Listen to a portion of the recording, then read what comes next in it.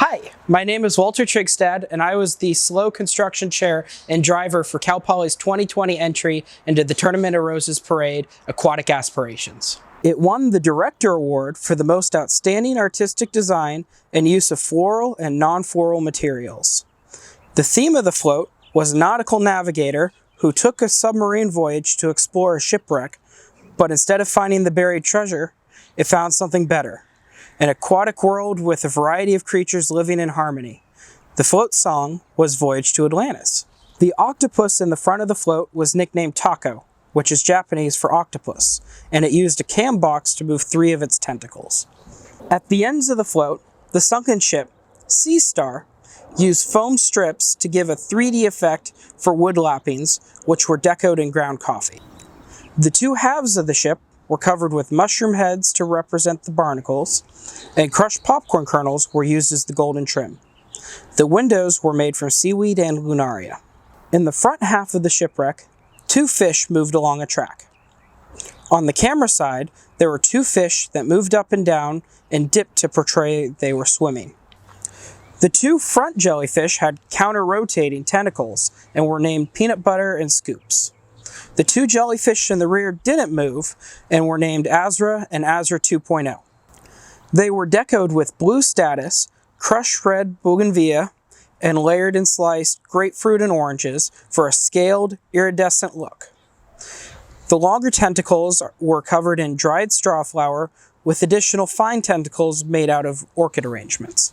The 3 turtles are decoed with green roses, green button mums, dried French lentils, split peas, lima beans, walnut shells, and almond shells. The eyes were seaweed with lunaria as highlights, and the belly of the middle turtle is covered in yellow millet. The front little turtle was named Raphael. The big turtle in the middle was named Koopa, and the rear little turtle was named Crush. On the rear off-camera side, there was a clownfish and 2 seahorses popping out of a treasure chest, as well as a stingray floating above. The Cal Poly letters used a cam and follower mechanism to move in a wave-like fashion. There were also 3 bubble machines, one in the front shipwreck, one in the rear shipwreck, and the final to the left of the treasure chest. In the rear of the float, there was a kelp forest that swayed with the current of the ocean and was covered in dill. The kelp forest animation was comprised of multiple units of the same mechanism. The submarine was covered with red lentils, white cushion mums, silver leaf, blue status, seaweed, yellow straw flower, and lunaria. The submarine was nicknamed Garfield, and it was christened CPRF 72, which stands for Cal Poly Rose Float 72nd Float. Not only did the submarine require an overheight mechanism, but once the submarine was stowed, the top of the periscope was still over the height limit. So we made the periscope stow into the submarine so we'd make our height clearance. When the periscope and submarine were fully upright, the periscope would move side to side. The pod hosted a variety of coral and starfish.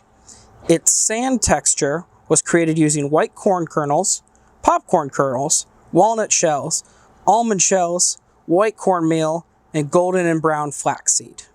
Some unique deco included eggplants in the coral bouquets, guano melons as sea cucumbers, and rambutan as sea urchins.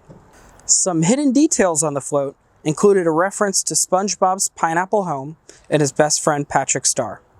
A spoon was welded inside the submarine by yours truly, and a hidden Mickey was on the back side of the front tentacle of the octopus. Lastly, of all the great adventures we had this year, one of them included a skunk getting stuck inside Rosemont on the 31st. We weren't able to pack up some of our deco supplies around him until after he had left the building during judging.